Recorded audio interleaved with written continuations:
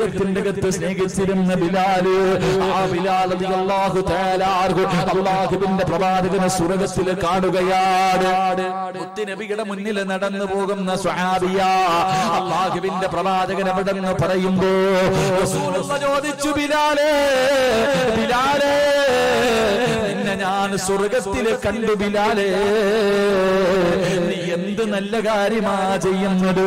നിനക്ക് സ്വർഗ്ഗത്തിൽ ഒരു കൊട്ടാരം കിട്ടാ. എന്നെക്കാരും മുമ്പ് സ്വർഗ്ഗത്തിലൂടെ നടന്നു പോകുന്നത് കണ്ടല്ലോ, ഈ ജീവിതത്തിൽ എന്താണ് ചെയ്യുന്നതെന്ന് ചോദിക്കുമ്പോ ബിലാൽ റളിയല്ലാഹു തആല അൻഹു സഹാബികളുടെ ഇടയിൽ ഇങ്ങനെ തലതാഴ്ത്തി നിൽക്കുകയാ. ഒന്നുമില്ല നബിയേ, ഈ ബിലാലിന്റെ കയ്യിലെ സ്വർഗ്ഗം കിട്ടാറൊന്നുമില്ല നബിയേ. അല്ലാഹുവിന്റെ പ്രവാചകൻ ചോദിച്ചു, പ്രത്യേകമായിട്ട് എന്തെങ്കിലും ചെയ്യുമോ യാ റസൂലല്ലാഹ്? ബിലാൽ റളിയല്ലാഹു തആല അൻഹുവിന് ഒരു സ്വഭാവമുണ്ടായിരുന്നു. മലക്കുകളെ കൂട്ടുകാരനാക്കാൻ പറ്റുന്ന രണ്ടാമത്തെ സൽക്കർമ്മം എന്തെന്നറിയോ? ബിലാലിനൊരു സ്വഭാവമുണ്ടായിരുന്നു. എപ്പോഴും ഉടുവെടുക്കുമായിരുന്നു. മുറിഞ്ഞു കഴിഞ്ഞാൽ അപ്പോൾ തന്നെ ഉടുവെടുക്കുമായിരുന്നു. അല്ലാഹുവേ ദായിമല്ലോ കൂടി നടക്കുന്ന സ്വഹാബിയ, അത് നടത്തമാണെങ്കിലും കഥാ ഉറക്കമാണെങ്കിലും എപ്പോഴും ഒതുവോടുകൂടി നടക്കുന്ന സ്വഹാബിയ.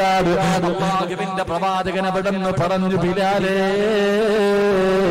അതിനു പകരമാണ് നിനക്ക് അല്ലാഹു ഈ പ്രതിഫലം തന്നതെന്ന് നബി മുഹമ്മദ് മുസ്തഫ സല്ലല്ലാഹു അലൈഹി വസല്ലമ തങ്ങൾ പറയുമ്പോ എപ്പോഴും നീ ഒന്നുവെടുത്തിട്ട് നടക്ക്, എപ്പോഴും ഒന്നുവെടുത്തിട്ട് നടക്ക്. വെറുതെയല്ലല്ലോ അല്ലാഹുവിന്റെ റസൂൽ ഒന്നുവെടുക്കാൻ പറഞ്ഞത്. മഹാനായ അബൂ ഹുറൈറ റളിയല്ലാഹു തആല അൻഹു പറയുകയാണ്, പള്ളിയിൽ നമസ്കരിക്കുന്നതിന് പോകുന്ന സമയത്ത് പോലും നേരെ ചൊവ്വ ഒന്നുവെടുക്കാത്തവരാ. അല്ലാഹുവേ നമസ്കരിക്കാൻ പോകുന്ന സമയത്ത് പോലും നേരെ ചൊവ്വ ഒന്നുവെടുക്കാത്തവര് ഒന്നുവിന്റെ പ്രതിഫലം എന്തെന്നറിയുമോ? ഒന്നുവെടുത്താൽ അല്ലാഹു നിനക്ക് തരുന്ന പ്രതിഫലം എന്താണ്? അബൂ ഹുറൈറ റളിയല്ലാഹു തആല അൻഹു പറയുകയാണ്, അല്ലാഹുവിന്റെ പ്രവാചകന്റെ മുന്നിലേക്ക് ജിബ്രീൽ എന്ന മലക്കും 70,000 മലക്കുകളുമായി ഇറങ്ങി വരികയാണ്. ഒരു സിംഹാസനം കൊണ്ട് നബിയുടെ മുന്നിലേക്ക് 70,000 മലക്കുകളുടെ നേതൃത്വത്തിൽ അതാ ജിബ്രീൽ കടന്നു വന്നു. പ്രവാചകന്റെ മുന്നിൽ സ്വർണ്ണത്തിന്റെ സിംഹാസനം കൊണ്ടുവച്ചു. ജിബ്രീൽ എന്ന മലക്ക് കയറിയിരുന്നു. എന്നിട്ട് തന്റെ ചിറക് കൊണ്ട് ഭൂമിയിലടിക്കുകയാണ്. അടിച്ച സ്ഥലത്ത് നിന്ന് വെള്ളം ഇങ്ങനെ പൊട്ടി വരികയാണ്. മഹാനായ ജിബ്രീൽ അലൈഹിസ്സലാം അവിടെ നിന്ന് ഉടുവെടുത്ത് കാണിച്ചു കൊടുത്തു, നബിയേ യാ റസൂലല്ലാഹ് എങ്ങനെയാണ് ഉടുവെടുക്കേണ്ടതെന്ന് പ്രവാചകനെ കാണിച്ചു കൊടുക്കുകയാണ്. അല്ലാഹുവിന്റെ റസൂലിനെ പഠിപ്പിച്ചു കൊടുത്തു. എന്നിട്ട് അല്ലാഹുവിന്റെ പ്രവാചകൻ ജിബ്രീൽ ചെയ്തതുപോലെ ഉടുവെടുക്കുകയാണ്.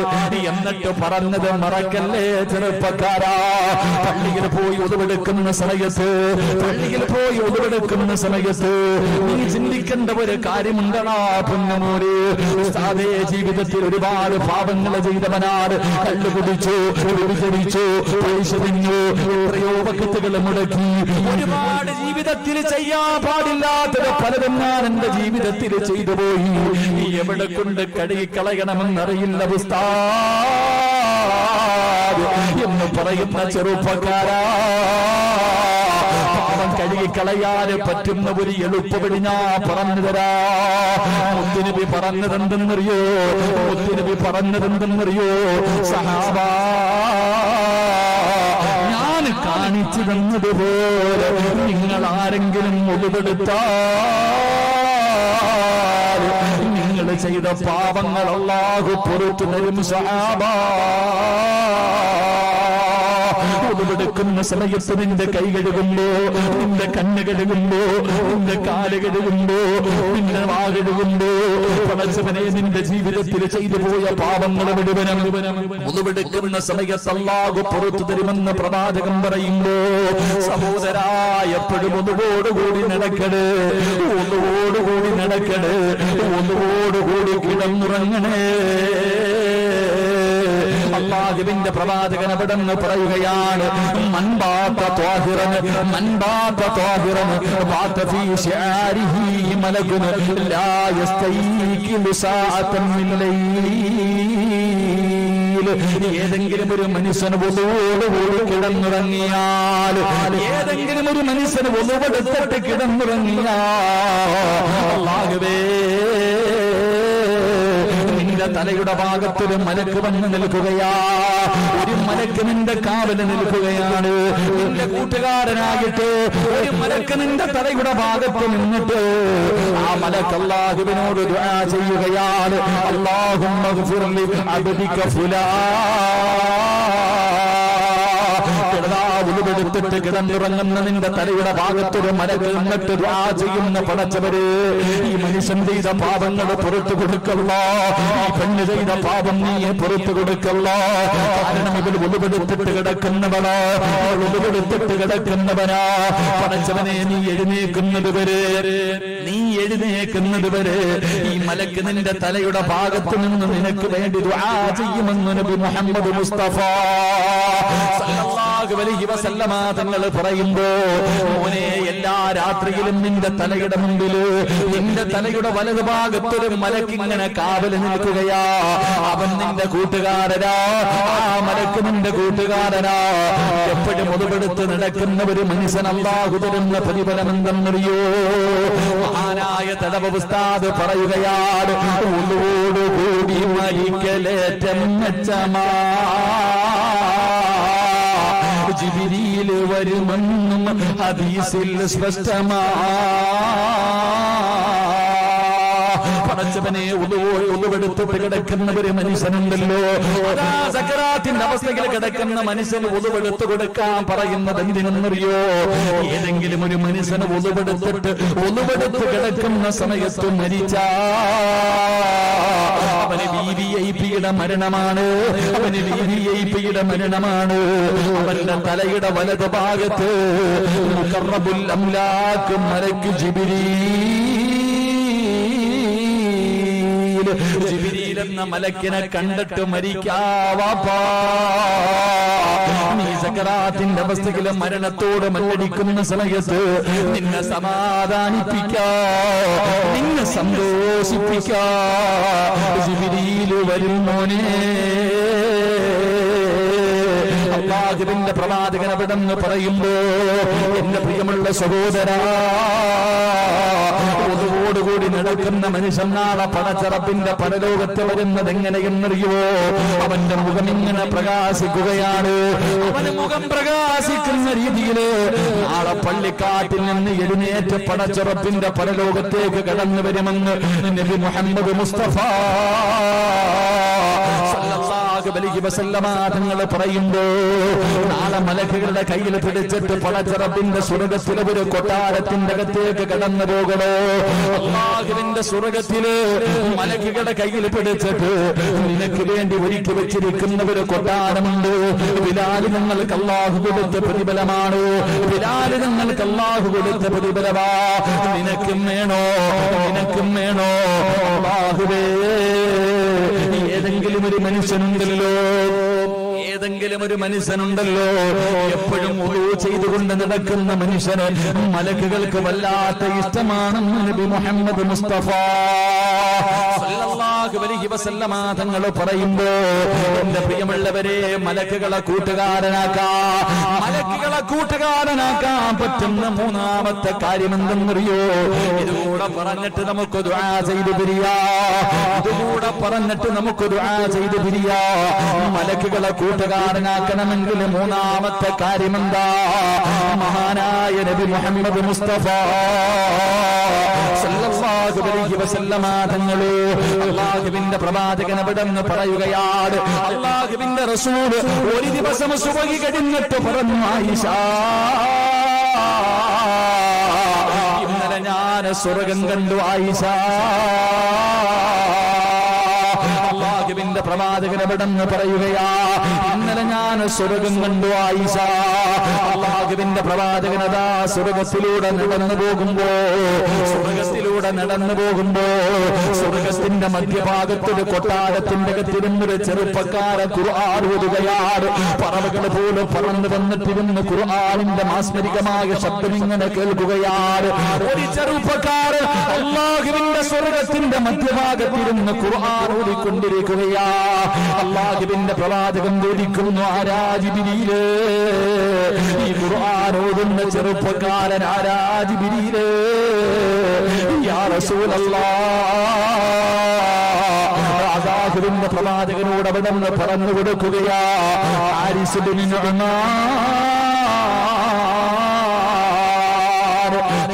ബിൻ നുഅ്മാൻ എന്ന് പറയുന്ന സ്വഹാബിയാണ്.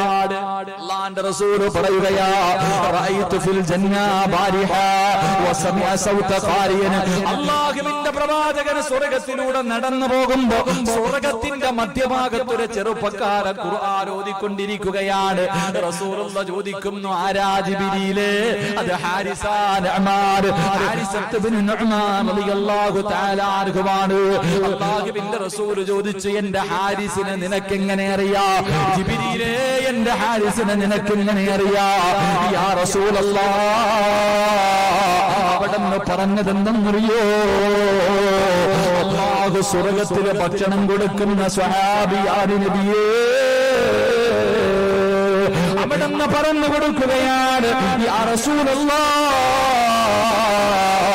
ഇന്നഹു യതസ്വാബിഅ അന്നബിയ്യ തകഫലു ബിഅർസാഖിനാ.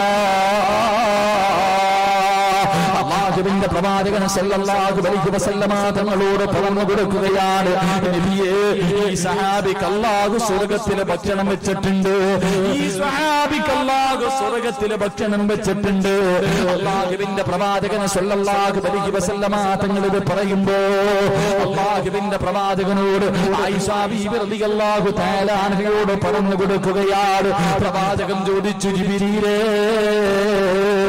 സ്വർഗ്ഗത്തിന്റെ മധ്യഭാഗത്ത് ഈ സ്വഹാബിയിരുന്ന് ഖുർആൻ ഓതുകയാണ്. അല്ലാഹുവേ, ഈ മനുഷ്യൻ അല്ലാഹു സ്വർഗ്ഗത്തിലെ ഭക്ഷണം തയ്യാറാക്കി വെച്ചിട്ടുണ്ട്. ഇത് കിട്ടാനുള്ള കാരണം എന്താ? യാ റസൂലല്ലാഹ്, മാതാപിതാക്കളെ സ്നേഹിച്ചതിന് അല്ലാഹു കൊടുത്ത പ്രതിഫലമാണെന്ന് നബി മുഹമ്മദ് മുസ്തഫ. ഉറക്കെ നബി മുഹമ്മദ് മുസ്തഫ സല്ലല്ലാഹു അലൈഹി വസല്ലമ തങ്ങൾ സ്വർഗ്ഗത്തിലൂടെ നടന്നു പോകുമ്പോ സ്വർഗ്ഗത്തിന്റെ മധ്യഭാഗത്തൊരു കൊട്ടാരത്തിന്റെ അകത്തിരുന്നിട്ട് ഒരു ചെറുപ്പക്കാരൻ ഖുർആൻ ഓതുക. അല്ലാഹുവിന്റെ റസൂൽ ചോദിച്ചത്, ആരാ? നബിയെ, അങ്ങയുടെ സഹാബി ഹാരിസയ. എങ്ങനെ അറിയാ ഹാരിസയാണെന്ന്? അവിടെന്ന് പറഞ്ഞു, നബിയെ, അല്ലാഹു സ്വർഗ്ഗത്തിൽ ഭക്ഷണം കൊടുക്കാൻ കാത്തിരിക്കുന്ന സഹാബിയാണെന്ന് നബി മുഹമ്മദ് മുസ്തഫ. ഉറക്കെ നബി മുഹമ്മദ് മുസ്തഫ. അല്ലാഹു സ്വർഗ്ഗത്തിൽ ഭക്ഷണം കൊടുക്കാൻ കാത്തു വെച്ചിരിക്കുന്ന സഹാബിയ. ആയിഷ ബീവി റളിയല്ലാഹു തആല അൻഹ ചോദിച്ചു, നബിയെ, ഇത് കിട്ടാനുള്ള പ്രതിഫലം മാതാപിതാക്കളെ സ്നേഹിച്ചതിന് അല്ലാഹു കൊടുത്തതാ. ആയിഷ ബീവി റളിയല്ലാഹു തആല അൻഹ ചോദിച്ചു, നബിയെ, എല്ലാവരും മാതാപിതാക്കളെ സ്നേഹിക്കുന്നുണ്ട്, ഈ സഹാബിക്ക് മാത്രം ഇത് കിട്ടാൻ? നിങ്ങളെല്ലാവരും, ഞാനും നിങ്ങളും എല്ലാവരും മാതാപിതാക്കളെ സ്നേഹിക്കുന്നവരാ. നബിയെ, എന്റെ മാതാപിതാക്കളോട് എനിക്കും സ്നേഹമുണ്ട്. അപ്പൊ ഈ സഹാബിക്ക് മാത്രം പ്രത്യേകം ഈ പ്രതിഫലം കിട്ടാനുള്ള കാരണം എന്താ? മുത്തുനബി പറഞ്ഞു കൊടുത്തു, ആ സഹാബിക്ക് 3 ഗുണങ്ങൾ ഉണ്ടായിരുന്നു എന്ന് നബി മുഹമ്മദ് മുസ്തഫ. ഉറക്കെ നബി മുഹമ്മദ് മുസ്തഫ. ഈ 3 ഗുണം ഈ സദസ്സിലിരിക്കുന്ന ഏതെങ്കിലും ഒരു മനുഷ്യനുണ്ടെങ്കിൽ, മോനെ, സ്വർഗ്ഗത്തിൽ ഒരു കൊട്ടാരം, സ്വർഗ്ഗത്തിന്റെ മധ്യഭാഗത്തിൽ നിനക്കൊരു കൊട്ടാരവും അല്ലാഹു നാളെ നിനക്ക് സ്വർഗ്ഗത്തിൽ ഭക്ഷണം തരും. അല്ലാഹു ഭാഗ്യം തരുമാറാകട്ടെ. അല്ലാഹു ഭാഗ്യം തരുമാറാകട്ടെ. 11:30 ഇല്ലേപ്പാ? ആച്ചി നോക്കുന്ന ചിലരൊക്കെ നിർത്താറായോ? നിർത്തണോ? എന്ത് വേണോ ഇപ്പൊ പറയണോ? നിർത്തണോ? 3 കാര്യം ജീവിതത്തിൽ ആരെങ്കിലും ചെയ്താൽ എവിടെ? അല്ലാഹു ഭക്ഷണമായിട്ട് എവിടെ? സ്വർഗ്ഗത്തിൽ അല്ലാഹു നിനക്ക് ഭക്ഷണം തരും. അല്ലാഹു ഭാഗ്യം തരുമാറാകട്ടെ. അല്ലാഹു ഭാഗ്യം തരുമാറാകട്ടെ. പറയണമെന്ന് ആഗ്രഹമുള്ളവർ കൈവക്ക്, എങ്കിൽ പറയാം. ഭൂരിഭാഗം പേരും കൈവക്കിയാ പറയാം. പുറകിരിക്കണം, വാപ്പ നീ എന്താ പൊക്കാത്ത? അവസാനത്തെ പൊക്കല. ഇൻഷാ അല്ലാഹ് അല്ലാഹു ഈമാൻ തരുമാറാകട്ടെ. സ്വർഗ്ഗത്തിൽ ഭക്ഷണം വേണം. സ്വർഗ്ഗത്തിൽ അല്ലാഹു ഭക്ഷണം കാത്തു വെച്ചിട്ടുണ്ട്. അല്ലാഹു അത് വാങ്ങി തിന്നാൻ ഭാഗ്യം തരുമാറാകട്ടെ. ഇതിപ്പോ സംഘാടകർ ബക്കറ്റ് എടുത്തു. സ്വർഗ്ഗത്തിൽ ഭക്ഷണം കിട്ടുന്നതിന് മുമ്പ് സ്വർഗ്ഗത്തിൽ പോണ്ടേ? ഭക്ഷണമൊക്കെ പിന്നെ സ്വർഗ്ഗത്തിൽ പോണ്ടേ? അല്ലാഹുവേ പടച്ചവനെ, ഈ നല്ല കാര്യത്തിന് വേണ്ടി ആരെല്ലാം മനസ്സറിഞ്ഞിട്ടൊരു സദഖ ചെയ്യുന്നു, മരിക്കുമ്പോ ഈമാനോടുകൂടിയുള്ളൊരു മരണം അതാ വേണ്ടേ. വെറുതെ ഒന്നും മരിച്ചാ പോരാ. ഞങ്ങളുടെ നാട്ടിൽ ഇപ്പൊ 2-3 ദിവസം മുമ്പ് ഒരു മുസ്ലിമായ ചെറുപ്പക്കാരൻ അല്ലാഹുവേ ഒരു പറമ്പില് മരിച്ചിട്ട് 3-4 ദിവസമായി മൊത്തം പുഴുവരിച്ചു, ആരും നോക്കാനില്ലാതെ. അല്ലാഹു സഹോദരന് പുറത്തു കൊടുക്കുമാറാകട്ടെ. മയ്യത്ത് പോലെ എന്റെ വൈഫിന്റെ സഹോദരനാ മയ്യത്ത്. അവസാനം ജനാസ കുളിപ്പിച്ചിട്ട് കടലിൽ പോയി ചാടി, ഇട്ട വസ്ത്രം വരെ ഊരിക്കളഞ്ഞു, അത്രയ്ക്ക് സ്മെല്ല്. ആ ജനാസ പാസ്പോർട്ട് എന്താ പറയുക ടാർപ്പയ്ക്കകത്ത് വാരിയിട്ടുണ്ടോ പോയ. അവസാനം ഞാൻ ചോദിച്ചവൻ പറഞ്ഞു, വീട്ടിൽ നേരെ പോയി ഇട്ടിരുന്ന ആ ചെറുപ്പക്കാരൻ പറഞ്ഞു, പുതിയ ഉടുപ്പായിരുന്നല്ലേ ഇട്ടിരുന്ന പുതിയ വസ്ത്രം, കാരണം അത്രയ്ക്കും ദുർഗന്ധം. അള്ളാഹു നമ്മളെയൊക്കെ കാത്തുരക്ഷിക്കുമാറാകട്ടെ. എന്റെ പ്രിയമുള്ളവരെ, മനസ്സറിഞ്ഞിട്ടൊരു സദക്ക കൊടുത്തു, അള്ളാഹു നിങ്ങൾക്ക് നല്ല മരണം തരും. അള്ളാഹുവേ, എന്റെ മരണം നീ നന്നാക്കി തരണേ പടച്ചവനെ. വെള്ളിയാഴ്ച രാവിലെ ഒരു മരണം തരണേ, മരിക്കുന്ന സമയത്ത് സ്വർഗം കണ്ട് മരിക്കാൻ ഭാഗ്യം തരണേ എന്ന നിയ്യത്തോടെ മനസ്സറിഞ്ഞിട്ടൊരു സദക്ക ചെയ്യ. അള്ളാഹു സ്വീകരിക്കുമാറാകട്ടെ. ബിസ്മില്ലാ സ്വല്ലല്ലാഹു അലാ മുഹമ്മദ്.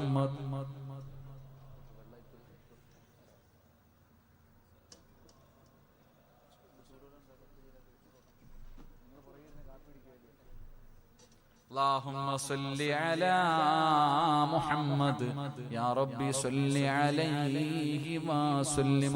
അല്ലാഹു സ്വീകരിക്കുമാറാകട്ടെ. എല്ലാവരും മനസ്സറിഞ്ഞിട്ട് കൈകെട്ടിയിരിക്കണ്ട. അസ്സദഖത്തു റദ്ദുൽ വലാ, അസ്സദഖത്തു റദ്ദുൽ വലാ. ഭക്ഷണം കഴിച്ചിട്ട് വരുന്ന സമയത്ത് ഒരു സഹോദരിയെ കണ്ടു, ചെറുപ്പക്കാരിയാ, കിഡ്നി പോയി. ചെറുപ്പക്കാരി പോയി ഭക്ഷണം കഴിക്കാൻ പോയ വീട്ടിലും അല്ലാഹു അവിടെ നിന്നും പറഞ്ഞത് കിഡ്നിയുടെ കാര്യവാ. ക്യാൻസർ രോഗം പിടിച്ച ഒരു കുഞ്ഞിന് വേണ്ടി ദുആ ചെയ്യാൻ പറഞ്ഞു. മോനെ, മനസ്സറിഞ്ഞിട്ട് എന്തെങ്കിലും കൊടുക്ക്, ഇല്ലെങ്കിൽ കുടുംബം വിറ്റാലും മാറൂല. നീ സമ്പാദിച്ച സമ്പാദ്യം മുഴുവനും, നിന്റെ വീടും നിന്റെ പറമ്പും നിന്റെ സർവ്വതും വിറ്റാലും മാറാത്ത രോഗം ചിലപ്പോ ഈ സദഖയിൽ അല്ലാഹു മാറ്റിത്തരുമെന്ന് നബി മുഹമ്മദ് മുസ്തഫ. ഉറക്കെ നബി മുഹമ്മദ് മുസ്തഫ 3 സ്വലാത്ത് സ്വല്ലല്ലാഹു.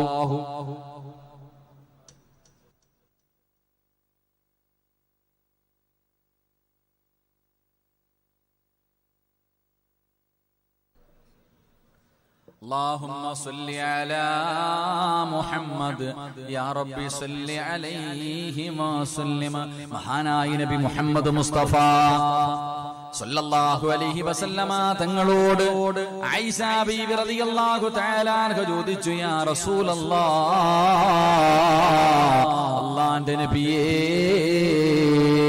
ഈ സ്വഹാബിക്ക് മാത്രം അല്ലാഹു ഈ പ്രതിഫലം കൊടുക്കാനുള്ള കാരണം എന്താണെന്ന് അല്ലാഹുവിന്റെ പ്രവാചകനോട് ചോദിക്കുമ്പോ മുത്തുനബി അവിടെ നിന്ന് പറഞ്ഞു കൊടുക്കുകയാ, ഈ സദസ്സിലിരിക്കുന്നവര്, മാതാപിതാക്കള് വീട്ടിലുള്ളവര്, ഉമ്മയോ വാപ്പയോ വീട്ടിലുള്ള ഓരോ മക്കളും പഠിക്കുന്നതിന് വേണ്ടി പറയുകയാ, എന്റെ ശബ്ദം കേൾക്കുന്ന പെങ്ങളെ, നിനക്ക് അല്ലാഹു സ്വർഗത്തിലെ ഭക്ഷണം തരും മോളെ.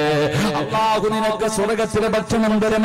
നാളെ പടച്ച റബ്ബിന്റെ സ്വർഗത്തിന്റെ മധ്യഭാഗത്ത് നിനക്ക് അല്ലാഹു ഒരു കൊട്ടാരം തരും മോളെ. മുത്തുനബി അവിടെ നിന്ന് പറഞ്ഞു, ആയിഷ, ആ സ്വഹാബിക്കുണ്ടായിരുന്ന 3 ഗുണങ്ങളിൽ ഒരു ഗുണമെന്തെന്നറിയോ? അല്ലാഹുവിന്റെ റസൂൽ പറയുന്നു, കാന യുത്ഇമുഹാ ബിയദിഹി. അല്ലാഹുവിന്റെ റസൂൽ അവിടെ നിന്ന് പറയുന്നു, ആയിഷ, ആ സ്വഹാബിക്കുണ്ടായിരുന്ന ഒരു ഗുണമെന്തെന്നറിയുമോ? നമുക്കെല്ലാവർക്കും നമ്മുടെ ഉമ്മ ഭക്ഷണം വാരി തന്നിട്ടുണ്ട്, നമ്മുടെ വാപ്പ നമുക്ക് ഭക്ഷണം വാരി തന്നിട്ടുണ്ട്. മാതാപിതാക്കള് വാരിത്തരുന്ന ഭക്ഷണം കഴിച്ചിട്ടാണ് ഞാനും നിങ്ങളും എല്ലാവരും വളർന്നത്. എങ്കിൽ അല്ലാഹുവിന്റെ പ്രവാചകൻ പറഞ്ഞു, ആയിഷ, ആ സ്വഹാബിക്ക് അല്ലാഹു ഈ പ്രതിഫലം കൊടുക്കാനുള്ള കാരണം എന്തെന്നറിയുമോ? അല്ലാഹു ആ സ്വഹാബിക്ക് ആ പ്രതിഫലം കൊടുക്കാനുള്ള കാരണം എന്തെന്നറിയോ? സ്വന്തം ഉമ്മയ്ക്ക് ഭക്ഷണം വാരി കൊടുക്കുന്ന മോനായിരുന്നു എന്ന് നബി മുഹമ്മദ് മുസ്തഫ സല്ലല്ലാഹു അലൈഹി വസല്ലമ തങ്ങൾ പറയുമ്പോ, എന്റെ പ്രിയമുള്ളവരെ, ഈ സദസ്സിലിരിക്കുന്ന ആരാണ് തന്റെ ഉമ്മയ്ക്ക് ഭക്ഷണം വാരി കൊടുക്കുന്നത്? ഈ സദസ്സിലിരിക്കുന്ന മക്കൾ, ഞാനും നിങ്ങളും. അല്ലാഹുവേ, വീട്ടിൽ ഉമ്മയുണ്ട്, വാപ്പയുണ്ട്, അവര് നമുക്ക് എത്രയോ പ്രാവശ്യം ഭക്ഷണം വാരി തന്നിട്ടുണ്ട്.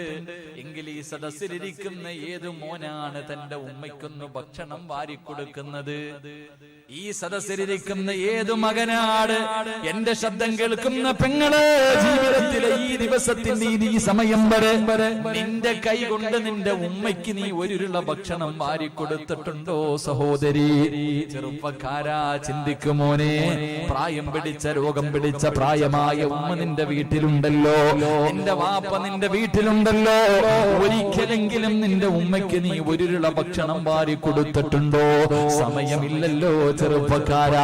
ഉമ്മാനെ തിരിഞ്ഞു നോക്കാൻ, വാപ്പാനെ തിരിഞ്ഞു നോക്കാൻ, ആ പാപങ്ങൾ കിടക്കുന്ന റൂമിലൊന്ന് പോയിട്ട് സുഖമാണോ എന്നെങ്കിലും ചോദിക്കാൻ എന്റെ പ്രിയമുള്ളവരെ, എനിക്കും നിങ്ങൾക്കും സമയമില്ലാതെ പോകുമ്പോ സഹോദരാ,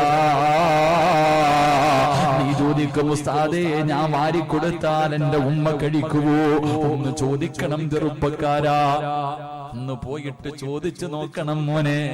ഈ ഹദീസ് ഈ സഹാബിയുടെ ചരിത്രം ഞാൻ വായിച്ചപ്പോ എന്റെ ഉമ്മാന്റെ അടുക്കൽ ചെന്നിട്ട് ഞാൻ ചോദിച്ചു, ഉമ്മ ഞാൻ നിങ്ങൾക്കൊന്ന് ഭക്ഷണം വാരിത്തരട്ടെ, എനിക്കൊരാഗ്രഹമുണ്ട് ഉമ്മ, എനിക്കൊരാഗ്രഹമുണ്ട്, ഒരിക്കലെങ്കിലും എന്റെ ഉമ്മാൻ എനിക്കൊന്ന് ഭക്ഷണം വാരിക്കൊടുക്കണം.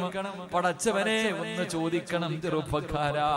ഉമ്മാന്റെ മുന്നിലൊന്ന് നീ ചോദിക്കുമ്പോ നിന്റെ ഉമ്മാന്റെ കണ്ണ് നിറയുന്നത് നിനക്ക് കാണാം. എന്റെ പൊന്നുമോൻ എന്നെ മറന്നില്ലല്ലോ, 100 വട്ടം സമ്മതിക്കും ചെറുപ്പക്കാരാ. അല്ലാഹുവേ, പ്രവാചകൻ സല്ലല്ലാഹു അലൈഹി വസല്ലമ തങ്ങൾ പറയുകയാണ്, ഈ സ്വഹാബിക്ക് അല്ലാഹു സ്വർഗ്ഗത്തിലെ ഭക്ഷണം കൊടുക്കാനുള്ള കാരണം എന്തെന്നറിയോ? ആ സ്വഹാബി തന്റെ കൈകൊണ്ട് ഉമ്മയ്ക്ക് ഭക്ഷണം വാരിക്കൊടുക്കുമായിരുന്നു എന്ന് നബി മുഹമ്മദ് മുസ്തഫ സല്ലല്ലാഹു അലൈഹി വസല്ലമ തങ്ങൾ പറയുമ്പോ, ഈ പാവപ്പെട്ടവന്റെ വഅദ് കേൾക്കാൻ വന്ന ഓരോ മക്കളും ഇന്ന് വീട്ടിലേക്ക് കടന്നു ചെന്നിട്ട്, എന്റെ പ്രിയമുള്ളവരെ, വാപ്പയുണ്ടോ, ജീവിച്ചിരിപ്പുണ്ടോ, ഉമ്മ ജീവിച്ചിരിപ്പുണ്ടോ? മോനെ, എപ്പോഴെങ്കിലും സ്നേഹത്തോടെ എന്റെ ഉമ്മയുടെ ചാരത്ത് ചെന്നിരുന്നിട്ട് ചോദിക്കണം, ഉമ്മ എനിക്കൊരുരുള ഭക്ഷണം ഉമ്മാന് വാരിത്തരണമെന്ന് വല്ലാത്ത കൊതിയുണ്ട്, എനിക്കൊരാഗ്രഹമുണ്ട്. എന്റെ ഉമ്മായിക്കും വാപ്പായിക്കും ഞാൻ എങ്ങാണം എന്റെ കൈകൊണ്ട് ഭക്ഷണം വാരിക്കൊടുത്താ അല്ലാഹു എനിക്ക് സ്വർഗ്ഗത്തില് ഭക്ഷണം തരും ഉമ്മ. അല്ലാഹുവിന്റെ പ്രവാചകൻ അവിടെന്ന് പറയുന്നു, ആയിഷ, അല്ലാഹു സ്വർഗ്ഗത്തിൽ ഈ സ്വഹാബിക്ക് പ്രതിഫലം കൊടുക്കാനുള്ള ഒന്നാമത്തെ കാരണം ഉമ്മയ്ക്ക് സ്വന്തം കൈകൊണ്ട് ഭക്ഷണം വാരിക്കൊടുത്തത് കൊണ്ടാ. 2, അല്ലാഹുവിന്റെ പ്രവാചകൻ അവിടെന്ന് പറഞ്ഞു, ആയിഷ,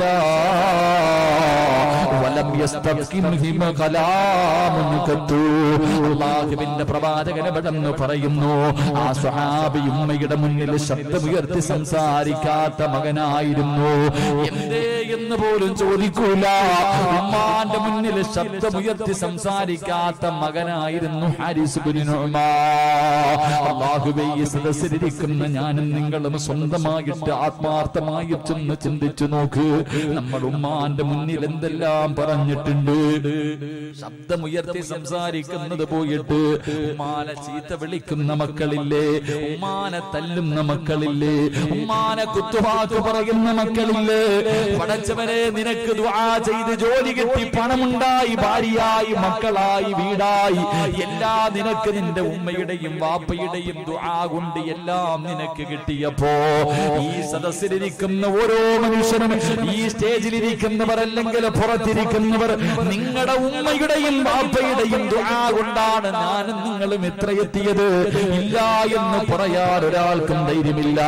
ഈ പള്ളിയിലെ ഖതീബാകട്ടെ, ഈ സദസ്സിലിരിക്കുന്ന പ്രായമുള്ള ഹാജിയാക്കന്മാരാകട്ടെ, അല്ലെങ്കിൽ ബഷീർ സാഹിബാകട്ടെ, ഈ സദസ്സിലിരിക്കുന്ന ഞാനും നിങ്ങളും ഓരോ മനുഷ്യനും എന്റെയും നിങ്ങളുടെയും ഉമ്മയുടെ പ്രാർത്ഥന കൊണ്ടാണ്, വാപ്പയുടെ പ്രാർത്ഥന കൊണ്ടാണ് നമ്മൾ ഇത്രയും എത്തിയത്. പക്ഷേ ഇന്ന് നമ്മൾ ചെയ്യുന്നത് എന്തെന്നറിയോ? നമുക്ക് കൊട്ടാരം പോലെയുള്ള വീടായി, നല്ല ജോലിയായി, പരിവാരിയായി, മക്കളായി, ഇതെല്ലാമായി കഴിയുമ്പോ സ്വന്തം ഉമ്മാനോടും വാപ്പാനോടും പറയുന്ന വാക്കെന്തെന്നറിയോ? വല്ലതും കഴിച്ചിട്ട് ഈ വീടിന്റെ അകത്ത് മിണ്ടാതെ ഇരുന്ന് കൊള്ളണം. ഉമ്മയൊക്കെ കൽപ്പിക്കുകയാണ്, ഉമ്മയോട് കൽപ്പന, വാപ്പയോട് കൽപ്പന, മക്കളെ പറയുന്ന മാതാപിതാക്കളോട് വല്ലതും കഴിച്ചിട്ട് ഈ വീടിന്റെ അകത്ത് മിണ്ടാതെ ഇരുന്ന് കൊള്ളണം. അല്ലാഹുവിന്റെ റസൂല് പറഞ്ഞു, സഹാബാ, മക്കള് മാതാപിതാക്കളെ ഭരിക്കുന്ന കാലം കണ്ടാൽ അത് ലോക അവസാനത്തിന്റെ അടയാളമാണെന്ന് നബി മുഹമ്മദ് മുസ്തഫ സല്ലല്ലാഹു അലൈഹി വസല്ലമ തങ്ങൾ പറയുമ്പോ അല്ലാഹു ഈ സ്വഹാബിക്ക് സ്വർഗ്ഗത്തിൽ ഭക്ഷണം കൊടുക്കാറുള്ള കാരണം എന്തെന്നറിയോ? ഒന്ന്, ഉമ്മാന് ഭക്ഷണം വാരി കൊടുക്കുമായിരുന്നു. രണ്ട്, ഉമ്മയുടെ മുന്നിൽ ശബ്ദമുയർത്തി സംസാരിക്കില്ല. മൂന്ന്, അല്ലാഹുവിന്റെ പ്രവാചകൻ അവിടെന്ന് പറയുന്നു, മൂന്ന്, ഹത്താ കാന യസ്അലു മൻ ഇൻദഹാ ബഅദ അൻ യഖ്റുജ മാദാ ഖാലത്ത് ഉമ്മീ. തന്റെ ഉമ്മാനെ കാണാൻ ആരെങ്കിലും വീട്ടിലേക്ക് കടന്നു വന്നിട്ട്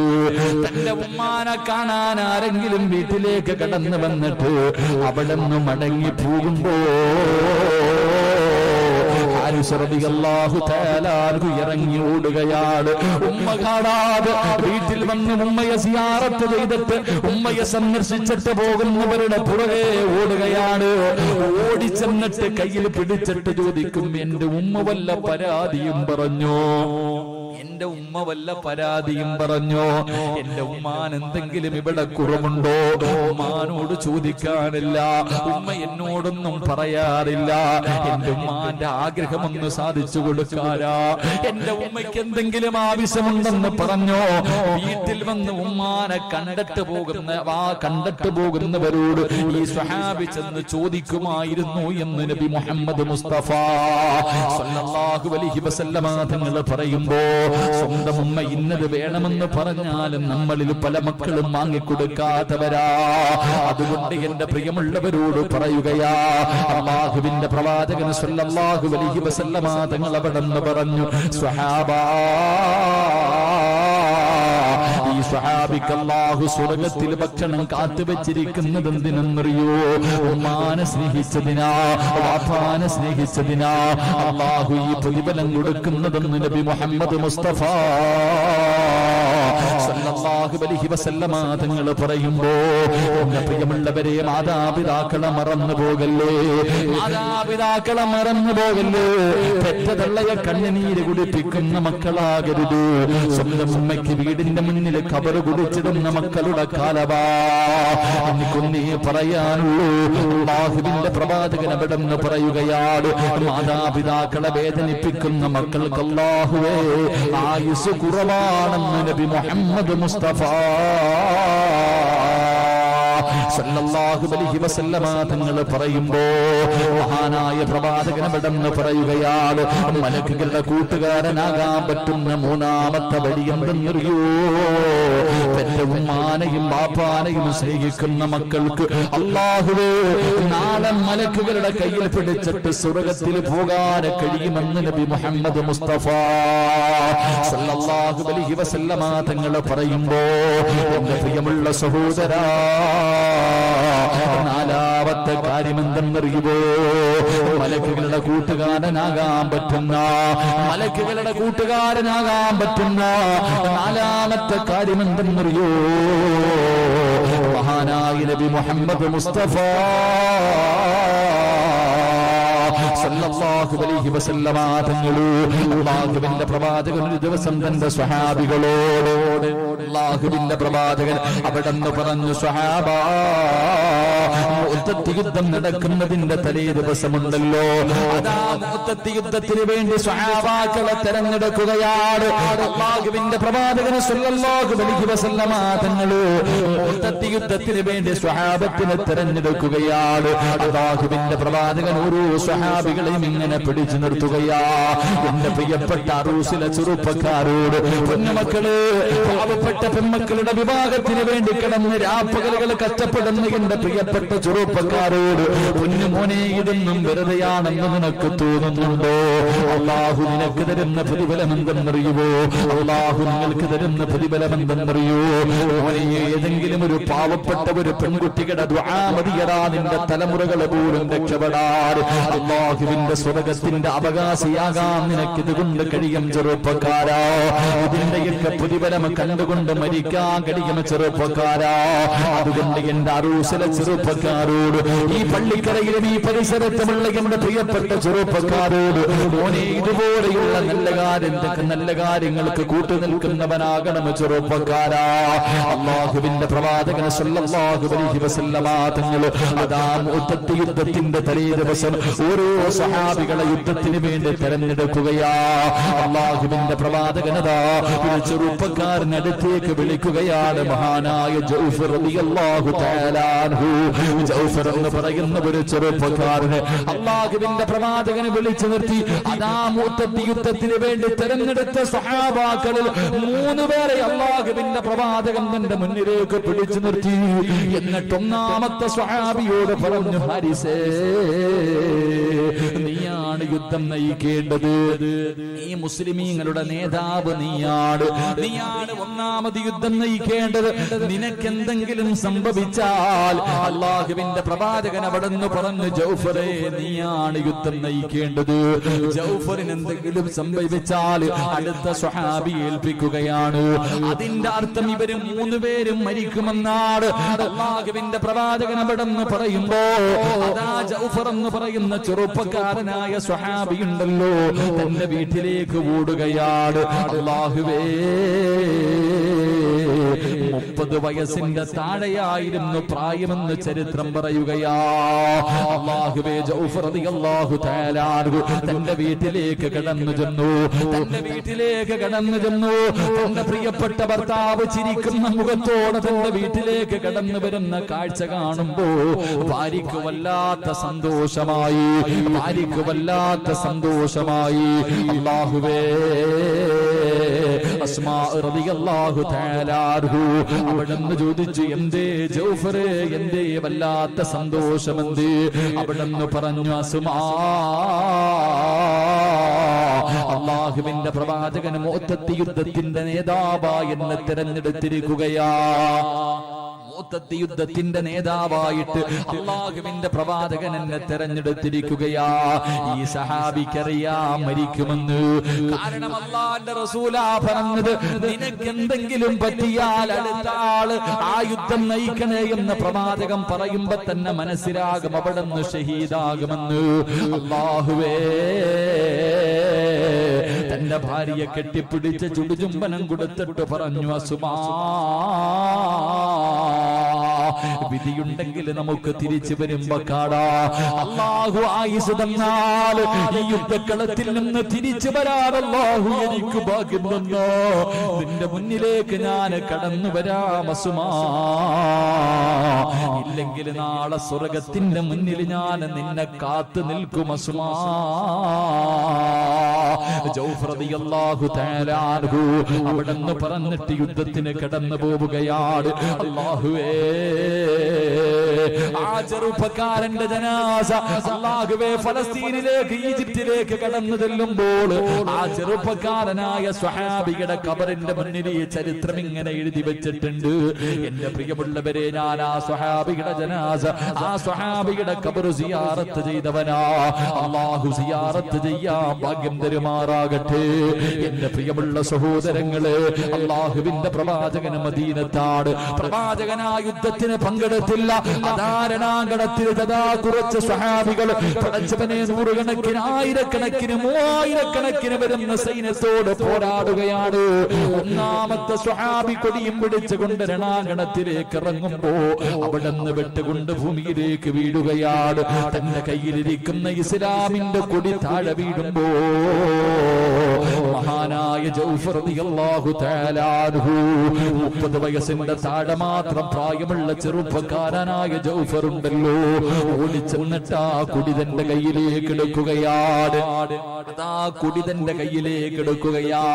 ആ സമയത്ത് നേതാവ് മരണപ്പെട്ടപ്പോ, നേതാവ് ഷഹീദായി വീഴുന്നത് കണ്ടപ്പോ മുസ്ലിമീങ്ങൾ അല്പം ഭയന്നു പോയി. ആ സമയത്ത് ജൗഫർ റളിയല്ലാഹു തആല അൻഹു വിളിച്ചു പറഞ്ഞു, സ്വഹാബാ, സ്വർഗത്തിന്റെ പരിമളം അടിച്ചു വീശുന്നു സ്വഹാബാ. കൊടി പിടിച്ചുകൊണ്ട് കുതിരയുടെ മുകളിൽ പടച്ചവനെ ജഅഫർ എന്ന് പറയുന്ന ചെറുപ്പക്കാര സൈന്യത്തിന്റെ മുന്നിലേക്ക് പാഞ്ഞു കയറുമ്പോ അവിടുത്തെ വലത് കൈയങ്ങ് വെട്ടിമുറിക്കുകയാ. അവിടുത്തെ വലത് കൈയടാ കൈപ്പത്തിയതാ വെട്ടിമുറിക്കുകയാണ്. കുടി താഴെ വീണു. ജഅഫർ എന്ന് പറയുന്ന ചെറുപ്പക്കാരൻ ഇടത് കൈ കൊണ്ടതാ അതാ കുടി പിടിക്കുകയാണ്. ഇടത് കൈയും വെട്ടിമുറിച്ചു. അല്ലാഹുവേ, താഴെ വീണ കൊടിയതാ മുറിഞ്ഞ രണ്ട് കൈകൾ കൊണ്ട് ഇങ്ങനെ ചേർത്ത് പിടിച്ചിട്ട് തന്റെ നെഞ്ചിന്റെ ഭാഗത്തേക്ക് ചേർത്ത് പിടിക്കുമ്പോ അല്ലാഹുവേ, ശത്രുക്കള് 4 ഭാഗം ഇങ്ങനെ കടന്നു നിന്നിട്ട് 94 വെട്ടുണ്ടായിരുന്നു ചെറുപ്പക്കാരാ. ജൗഫർ റളിയല്ലാഹു തആല അൻഹുവിന്റെ ശരീരം മുഴുവനും വെട്ടിമുറിക്കുകയാണ്. അല്ലാഹുവിന്റെ പ്രവാചകന് മനസ്സിലായി. മദീനത്തിരിക്കുന്ന പ്രവാചകൻ അവിടെന്ന് പറഞ്ഞു, സഹാബാ, സുബ്ഹി നമസ്കാരം കഴിഞ്ഞു. അല്ലാഹുവിന്റെ പ്രവാചകൻ മസ്ജിദുൻ നബവിയിൽ ഇരുന്നിട്ട് പറഞ്ഞു, സഹാബാ, ജൗഫർ ഷഹീദായി. സഹാബാ,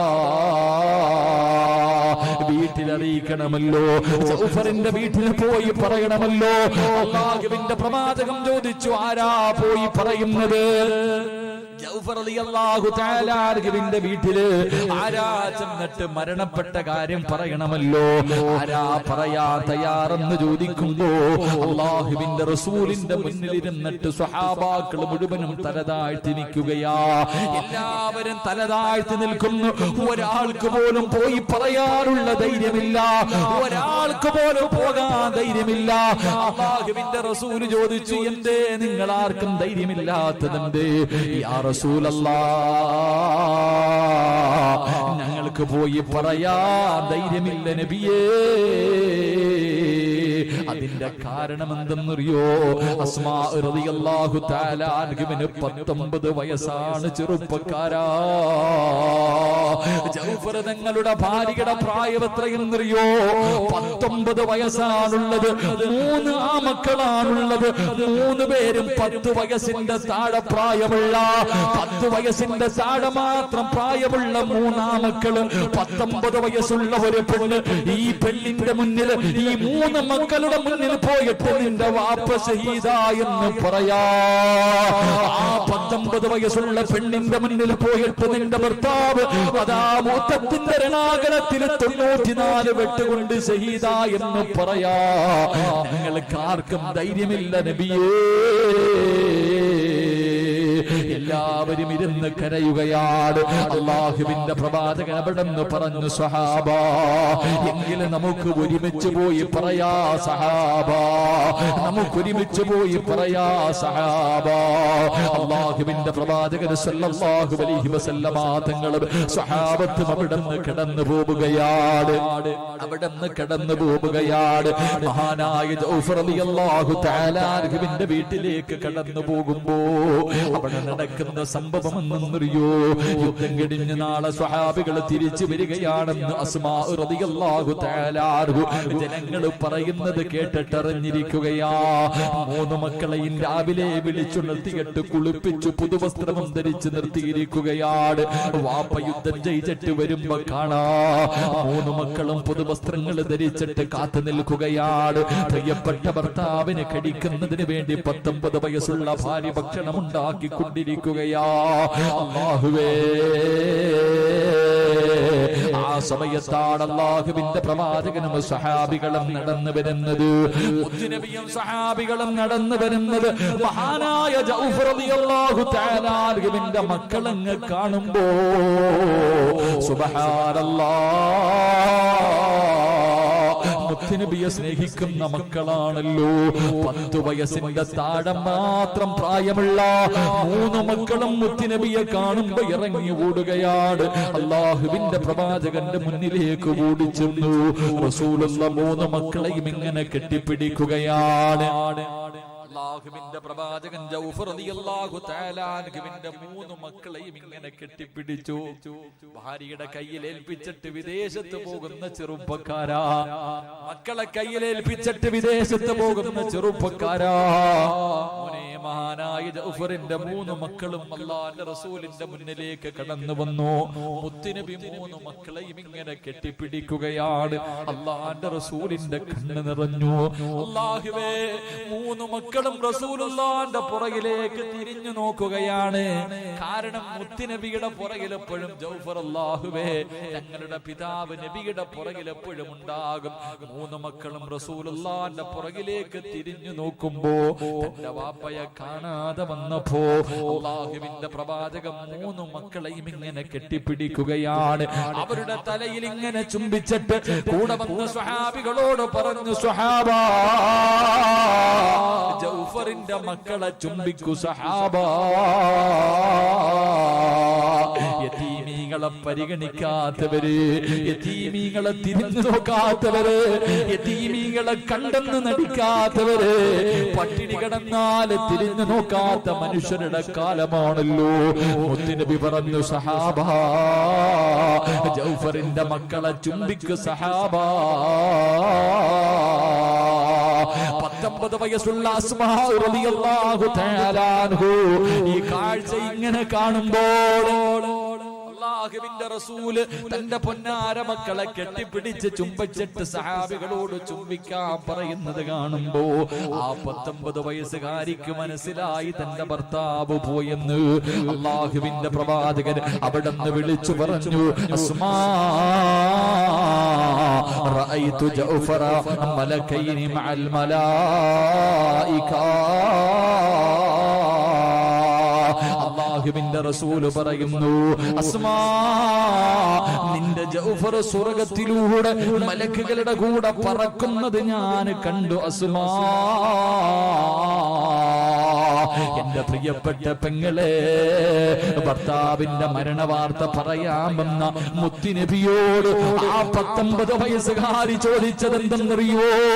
എന്റെ പ്രിയപ്പെട്ട പെങ്ങന്മാരെ, സർവ്വതും മറന്ന് ദുനിയാവിന്റെ തുലിക്ക് മുകളിലൂടെ അഹങ്കാരികളെ പോലെ, ധിക്കാരികളെ പോലെ മതിമറന്ന് നടക്കുന്ന എന്റെ പ്രിയപ്പെട്ട ഉമ്മമാരെ, ഭർത്താവ് മരിച്ചെന്ന് പറയാ വീട്ടിലേക്ക് കടന്നു വന്ന മുത്തുനബിയോട് ആ 19 വയസ്സുകാരി ചോദിച്ചത് എന്തെന്നറിയോ? യാ റസൂലല്ലാഹ്, അല്ലാഹുവിന്റെ നബിയേ, എന്റെ ജൗഫർ നോമ്പുകാരനായിട്ടാണോ മരിച്ചത്? അല്ലാഹുവിന്റെ പ്രവാചകനോട് അസ്മാ എന്ന് പറയുന്ന 19 വയസ്സുള്ള ജൗഫർ തങ്ങളുടെ ഭാര്യ ചോദിച്ചത് എന്തെന്നറിയോ? എന്റെ ജൗഫർ മരിച്ചത് നോമ്പുകാരനായിട്ടാണോ? എന്റെ ജൗഫർ മരിച്ചത് നോമ്പുകാരനായിട്ടാണോ? എന്റെ അസ്മാ ചോദിച്ചത്, എന്റെ അസ്മാ ചോദിച്ചത്, യാ റസൂലല്ലാഹ്, അല്ലാഹുവിന്റെ നബിയേ, എപ്പോഴും മണിയറയ്ക്കകത്ത് കിടക്കുമ്പോൾ എന്റെ മടിത്തട്ടിൽ കിടന്നിട്ട് ജൗഫർ റളിയല്ലാഹു തആല അൻഹു പറയുമായിരുന്നു, അസ്മാ, എനിക്കൊരാഗ്രഹമുണ്ട്, അസ്മാ, എനിക്കൊരാഗ്രഹമുണ്ട്. എന്റെ ആഗ്രഹം എന്നറിയോ? എനിക്ക് നാളെ പടച്ച റബ്ബിന്റെ മുന്നിലിരുന്ന് നോമ്പ് തുറക്കണം അസ്മാ. എനിക്ക് നോമ്പ് തുറക്കണം, എനിക്ക് നോമ്പുകാരനായി മരിക്കണം. എന്നിട്ട് നാളെ പടച്ച റബ്ബിന്റെ മുന്നിലിരുന്നിട്ട് എനിക്ക് നോമ്പ് തുറക്കാൻ ആഗ്രഹമുണ്ട്. 19 വയസ്സുള്ള അസ്മ എന്ന് പറയുന്ന പെണ്ണ് ചോദിക്കുകയാ, യാ റസൂലല്ലാഹ്, അല്ലാഹുവിന്റെ നബിയേ, എന്റെ ജൗഫർ നോമ്പുകാരനായിട്ടാണോ മരിച്ചത്? സഹാബികൾ പറഞ്ഞു, നബിയേ, നബിയേ, അതാ 94 വെട്ടികൾ കൊണ്ട് മരണത്തോട് മല്ലടിക്കുന്ന സമയത്ത് കുടിക്കാൻ വെള്ളം കൊണ്ടുപോയി കൊടുക്കുന്ന സമയത്ത് അവിടെന്ന് പറഞ്ഞു, എനിക്ക് സുന്നത്ത് നോമ്പാ. അല്ലാഹുവേ, നോമ്പുകാരനായിട്ടാണ് മരിച്ചതെന്ന് പറയുമ്പോ അസ്മാ റളിയല്ലാഹു തആല അൻഹുവിന് സമാധാനമാവുകയാ. എന്റെ പ്രിയപ്പെട്ടവരെ, തിങ്കളും വ്യാഴവും നോമ്പ് പിടിക്കുന്ന ഉമ്മമാരെ, സുന്നത്ത് നോമ്പ് പിടിക്കുന്ന ചെറുപ്പക്കാരാ, സുന്നത്ത് നോമ്പ് പിടിക്കുന്ന വാപ്പമാരെ, നിനക്ക് അല്ലാഹുവിന്റെ മുന്നിലിരുന്ന് നോമ്പ് തുറക്കാ കൊതിയുണ്ടോ? മലക്കുകളുടെ കയ്യിൽ പിടിച്ചിട്ട് അല്ലാഹുവിന്റെ അനുഗ്രഹങ്ങൾ കൊണ്ട് നിറച്ച സ്വർഗത്തിലേക്ക് കടന്നു പോകാൻ ആഗ്രഹമുണ്ടോ? എന്റെ പ്രിയപ്പെട്ട ചെറുപ്പക്കാരാ, മോനെ, നീ എങ്ങാണം മരിച്ചുപോയാൽ ആദ്യം കരയേണ്ടത് നിന്റെ വാപ്പയല്ല, നിന്റെ ഉമ്മയല്ല, നിന്റെ ഭാര്യയല്ല, നിന്റെ മക്കളല്ല, നിന്റെ കൂടപ്പിറപ്പല്ല, നിന്റെ കൂട്ടുകാരല്ല, നിന്റെ കുടുംബക്കാരല്ല, നിന്റെ അയൽവാസികളല്ല. മോനെ, ആദ്യമായിട്ട് കരയേണ്ടതാരെന്നറിയോ? അല്ലാഹുവിന്റെ മലക്കുകളുണ്ടല്ലോ. പടച്ചവനെ, മലക്കുകളെ കരയിപ്പിക്കുന്നവനാകണം ചെറുപ്പക്കാരാ. മോനെ, ലോകത്ത് നിന്ന് യാത്ര പറയുന്ന അവസാന സമയമുണ്ടല്ലോ. പടച്ചറപ്പേ, മലക്കുകൾ ഇങ്ങനെ ഇറങ്ങി വരികയാണ്. മലക്കുകളെ കൂട്ടുകാരാക്കി തെരഞ്ഞെടുക്കുന്ന ചെറുപ്പക്കാരാ, മലക്കുകളെ കൂട്ടുകാരാക്കുന്ന പെങ്ങള്, മലക്കുൽ മൗത്തിനെ കണ്ടുമുട്ടുന്ന ഒരു സമയമുണ്ടല്ലോ. എപ്പോഴാണെന്നറിയില്ല, എവിടെ വെച്ചാണെന്നറിയില്ല, ഏത് രീതിയിലാണെന്നറിയില്ല. പടച്ചവനെ, എപ്പോ എവിടെ വെച്ച് കണ്ടാൽ മലക്കുൽ മൗത്തും നിന്റെ അനുയായികളും കടന്നു വന്നിട്ട് നിന്നെ വിളിച്ചു കൊണ്ടുപോകുന്ന ആ അവസാന സമയമുണ്ടല്ലോ. മരണവേദന സഹിക്കാൻ കഴിയാതെ കടന്നു പിടയുന്ന സമയമുണ്ടല്ലോ. അല്ലാഹുവേ, നിന്റെ വീട്ടുകാര് മുഴുവനും ആഗ്രഹിക്കുകയാണ്. കാരണം കിടന്ന് കിടപ്പിൽ കിടന്ന് മലമൂത്ര വിസർജനം നടത്തുന്ന വാപ്പയാ. അല്ലാഹുവേ, മക്കള് ദുആ ചെയ്യുന്നു, നാഥാ, നോക്കി നോക്കി മടുത്തുറപ്പേ, ഒന്ന് മരിച്ചാ മതിയായിരുന്നു അല്ലാ.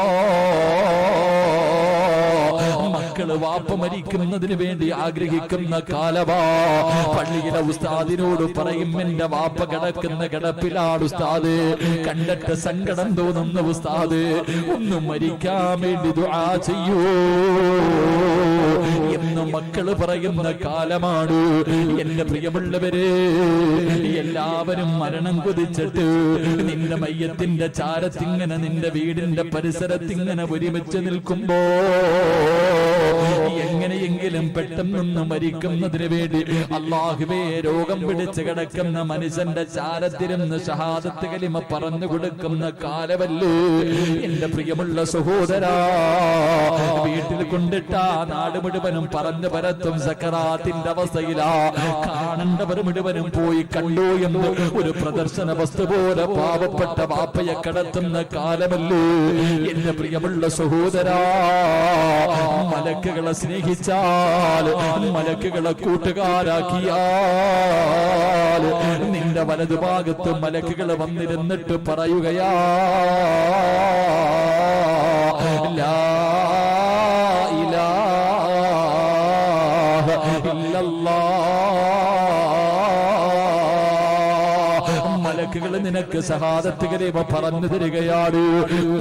പേടിക്കണ്ട ഉമ്മ, പേടിക്കണ്ട ചെറുപ്പക്കാരാ, ദുനിയാവിനെ വലിച്ചെറിഞ്ഞവന്, മോനെ എപ്പോഴും മുറിവെടുക്കുന്നവന്, മോനെ അല്ലാഹുവേ പടച്ചവനെ, മാതാപിതാക്കൾക്ക് ഖിദ്മത്ത് ചെയ്യുന്നവര്, മോനെ നീ മരിക്കുന്ന സമയത്ത് സുന്നത്ത് നോമ്പുകൾ പിടിക്കുന്ന പെങ്ങള്, നീ സക്കറാത്തിന്റെ അവസ്ഥയിൽ മരണത്തോട് മല്ലടിച്ചു കൊണ്ടിരിക്കുന്ന സമയത്ത് നിന്റെ ഭാഗത്ത് മലക്കുകൾ വന്നിരുന്നിട്ട് പറയുകയാ, ഞാൻ നിന്റെ ദുനിയാവിലെയും ആഖിറത്തിലെയും കൂട്ടുകാരനാണ്, നിന്നെ സ്വർഗ്ഗത്തിൽ കൊണ്ടുപോയിട്ടേ ഞാൻ നിന്നെ കൈയൊഴിയുകയുള്ളൂ, അതുകൊണ്ട് പറലാ ഇലാഹ